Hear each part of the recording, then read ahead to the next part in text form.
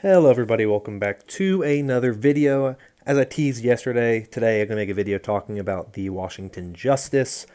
I could also kind of lump some stuff by the Paris Eternal in here as well, though I feel like I did most of my thoughts on the Paris Eternal in yesterday's video, talking about their kind of behind the scenes stuff and their roster moves. But the Justice have been a lot more open and very kind of they've commented a lot more on the moves they've made, and so I feel like they're worthy of making a video kind of talking about what happened.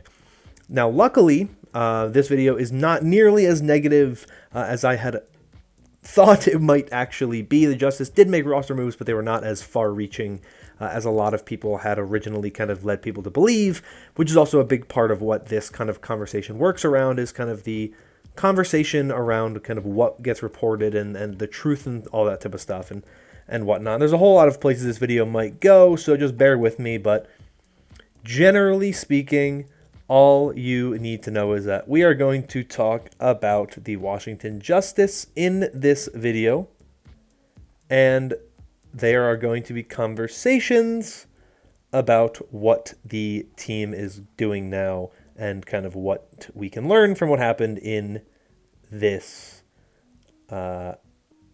question. So, obviously, what we saw with the Washington Justice is that they have moved off of a number of their players. Obviously, early in the week, we saw them trade Mag to the Boston Uprising. We all knew there were more coming after that. And then we saw two more yesterday, which was Happy getting traded to the Los Angeles Gladiators and Vigilante getting traded to the Atlanta Reign.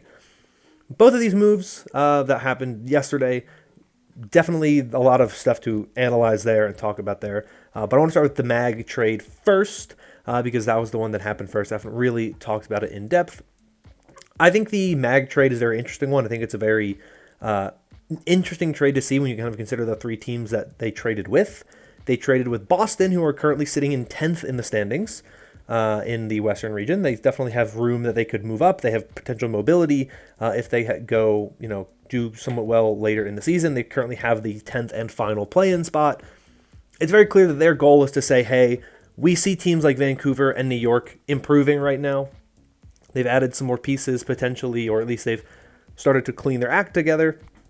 And we're not holding on to this spot super tightly, obviously. 5 points currently for Boston, 2 points for New York, 1 point for Vancouver. So they have a 3-point lead over New York, but a good tournament run from New York here, they can make up some of that ground. If they make the tournament and Boston doesn't, that's another issue that Boston runs into, and so on and so on. So it's a smart move, I think, on Boston's part to try to solidify the roster, solidify their core. I don't think they've been super impressed with Itzal this season. I think Mag has been a very well-rounded tank player. And I think importantly for this Boston Uprising team, it fixes, or maybe not fixes, but it gives them the ability to run a roster that comes entirely in Korean, which, if you remember from last year, there were reports and stuff about how the Boston Uprising would come in Korean when they had Stand 1 in the roster, and when they had, I guess last year it would have been Gable Shi was on the roster. So whenever they put Gable Shi in on the roster, they would come in Korean, and when they had Punk in, they commed in English. And Punk played the majority of the season because he was a better performing player than Gable Shi was. And so it's this kind of story about how the Boston Uprising have essentially, in a sense, hurt their comm structure for the better of the team. And you're thinking, if you're the Boston Uprising, the best move we can do is try to have the best comm structure possible and the best roster possible. And I think that's the move that they're trying to do by bringing in Mag. We'll see how it works for this team. We'll see how well they do. I thought Mag looked pretty good on Junker Queen this past week, and I think that they bring him in early enough in the week that he probably will get a decent amount of playtime this weekend. They have two tough opponents in the Shock and the Fuel, but in my opinion, you just play him. You're probably not going to win these games anyway, or you're not favored to win these games anyway. I think you just play him. He played the Shock last weekend, so he kind of knows what they do, and I think you just throw him in there, you play him, and you see what happens, because I think that's your best bet to potentially win, is just to try to get that team going, because you're going to have a rough weekend probably no matter what. So I think you play him. So I think it's an interesting move for the Uprising. We'll see what happens with them. Moving on to yesterday's moves, though, obviously, Happy to the LA Gladiators, Vigilante to the Atlanta Reign. Let's talk first about the Happy to the Gladiators move because I think it is the more clear-cut and obvious move. The reason why the Gladiators are trading for Happy is quite simply because Potifon right now is dealing with an injury. He can't play right now. It's a pretty serious injury. He basically said, I've been dealing with this for years, and I am not going to do the thing that I technically am supposed to do, which is stop playing video games at a high level because I like it too much. And he's saying, I'm taking a break right now because I need to let my wrist heal and rest and whatnot. So the Gladiators, we saw them playing Shu on Sojourn a lot this past weekend. Didn't look very good when he was in there doing that. They need Happy in there to kind of help them, I think, really deal with those control maps that they struggled on the past weekend. They lost all 4 of them last weekend. They played 4 of them and lost all of them. That means they went to map 5 twice and they lost both of them. So it's a really big deal, I think, that they bring in Happy to kind of alleviate that issue. Gives Potifon the ability to actually rest and heal up, which is what he needs to do for his career and for his longevity as a player. And it gives you another person alongside Ance to be in that scan role, which is something that Ance has not necessarily had the flexibility on. He's been very good on Ashe, but he hasn't really played the Sojourn. That's been Potifon's role predominantly. So you put Happy on that role. Now you have a little bit more well-rounded roster. You have a little bit more flexibility while you don't have Potifon. This is a team gunning for a championship. They are, the best performing team so far this season. They don't want to slow down at all. They had a rough weekend last weekend. They want to make sure they have their bases covered, so it makes sense why they're making this move. Can't say I'm really surprised to see this one. Vigilante to Atlanta, I think, is the more surprising move of all of these moves. It seems like the kind of the weird one in a way. Atlanta's roster is predominantly Western at this point. The only player they have that is not Western is Venom. It's also predominantly U.S. roster. The only non-American player they have outside of Venom is Kai. And now they add Vigilante. And I think the main reason why they added Vigilante is just because when you look at the Reign roster, they don't really necessarily have holes in their roster, but they do have places where you could make a change to just bolster your roster a little bit. I think that's what Vigilante adds. They only had 2 supports. They had Ultraviolet and OG is a main support player. He's a very traditional main support player. He does have some Batiste play, but he's not known for his Ana, for his Zen.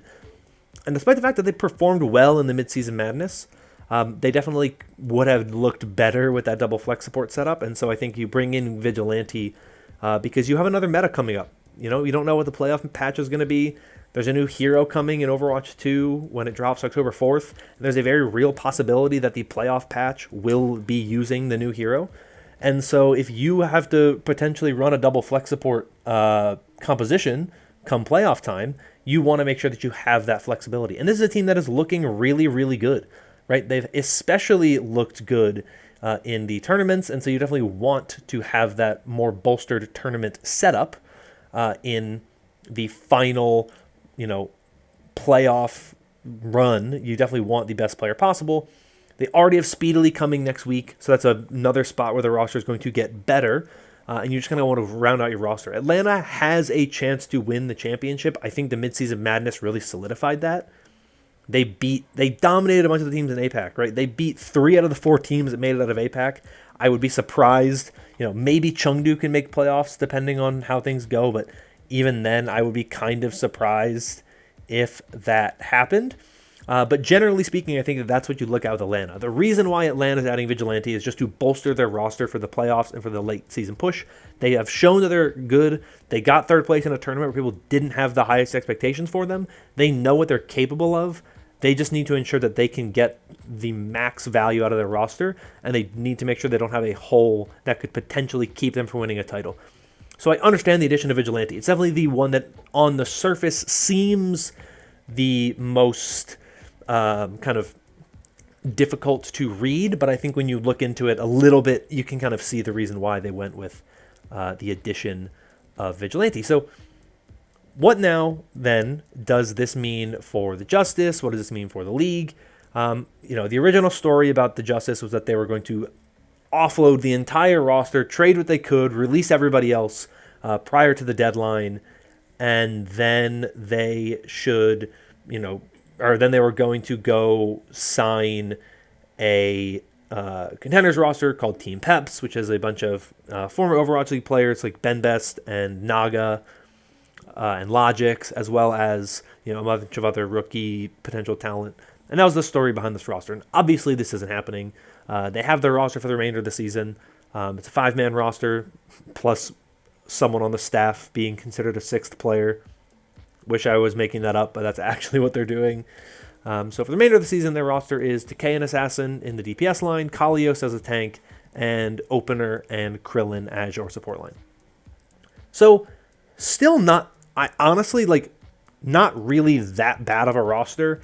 They definitely have limitations. They definitely don't have the same peaks they did when they had Mag and Happy and Vigilante in the roster. But Krillin's had a pretty good season so far. Decay obviously is a very good player.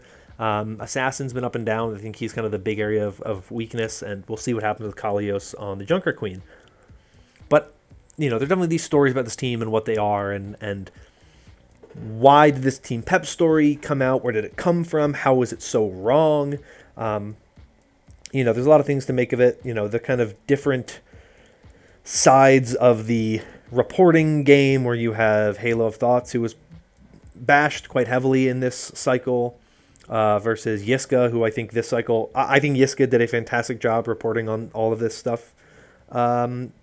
In this Justice saga, he was the one that broke the story about them looking to offload players. And then yesterday he was saying, Happy found a team and Vigilante found a team. He didn't tweet out what team it was. He didn't say who it was. He just said these 2 players have found teams. I thought that was a really, really good kind of reporting from Yiska in this one. I don't bash Halo Thoughts typically. I think sometimes he misses the mark on things, and I think sometimes he takes a bit of an approach I don't like. I think sometimes he handles stuff in a way that I think is just the wrong way to handle things.